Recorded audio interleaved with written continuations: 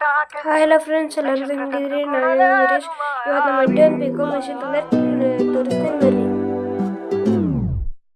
ಮಾಯಾವಿ ಮಿನುಗು ನೀನು, ಮುಂಜಾನೆ ಬಿಸಿಲು ನೀನು, ಸಾಲದಿರು ಹಾಡು ನೀನು, ಬೇಕೆನಿಸೋ ಸಂಜೆ ನೀನು, ಎದೆಯ